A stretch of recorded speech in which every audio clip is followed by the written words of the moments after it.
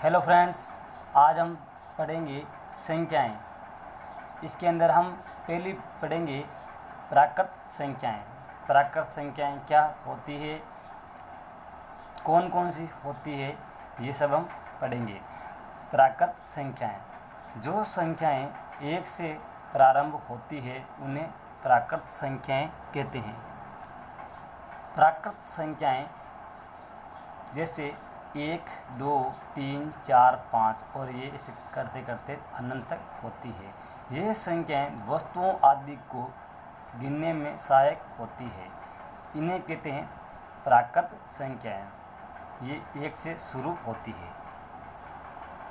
अब 2 नंबर पर हम पढ़ेंगे पूर्ण संख्याएं। पूर्ण संख्याएं, पूर्ण संख्याएं वे संख्याएं होती है जो शून्य से प्रारंभ होती है या प्राकृत संख्याओं में शून्य को शामिल करने पर प्राप्त संख्याएं ही पूर्ण संख्याएं कहलाती है। जैसे 0, 0, 1, 2, 3, 4, 5 और ये भी अनंत तक होती है, पर इनके अंदर प्राकृत संख्याओं के अलावा शून्य भी शामिल रहता है। इन्हें कहते हैं पूर्ण संख्याएं। तो फ्रेंड्स, अब तक हमने 2 प्रकार की संख्याएं पढ़ ली है। पहली पढ़ी थी प्राकृत संख्याएं और दूसरी पढ़ी थी पूर्ण संख्याएं। तो प्राकृत तो 1 से शुरू होती है और अनंत तक होती है, और पूर्ण संख्याएं शून्य से शुरू होती है और अनंत तक होती है। अब हम पढ़ेंगे पूर्णांक संख्याएं। तो फ्रेंड्स, पूर्णांक संख्याएं क्या होती है, किन्हें कहते हैं पूर्णांक संख्याएं, ये हम पढ़ेंगे।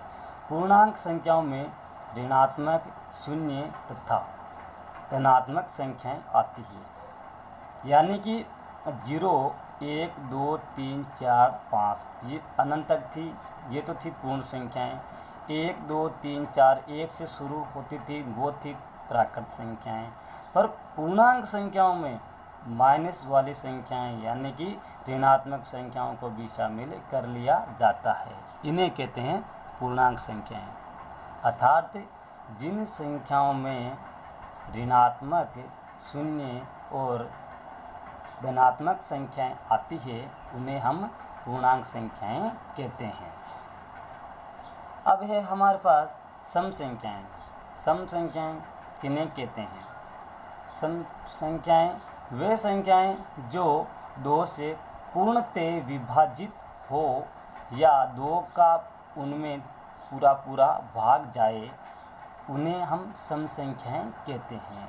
सम संख्याएं किसको कहते हैं, किसे कहते हैं? वे संख्याएं जो 2 से पूर्णतः विभाजित हो उन्हें हम सम संख्याएं कहते हैं। अर्थात जिन संख्याओं में 2 का भाग पूरा पूरा जाए उन्हें हम सम संख्याएं कहते हैं। जैसे 2, 4, 6, 8, 10, 12 ऐसे करते करते जिन संख्याओं में 2 का भाग जाएगा वो क्या है? सम संख्या है। तो फ्रेंड्स, अब तक हमने प्राकृत संख्याएं, पूर्ण संख्याएं और पूर्णांक संख्याएं और सम संख्याएं पढ़ ली है। 5वां प्रकार है हमारे पास विषम संख्याएं। अब हम पढ़ेंगे विषम संख्याएं। वे संख्याएं जो 2 से पूर्णतः विभाजित नहीं होती है। वे संख्याएं जो 2 से पूर्णतः विभाजित नहीं होती है, अर्थात जिन संख्याओं में 2 का भाग पूरा पूरा नहीं जाए, वे सब क्या कहलाती है? विषम संख्याएं कहलाती है।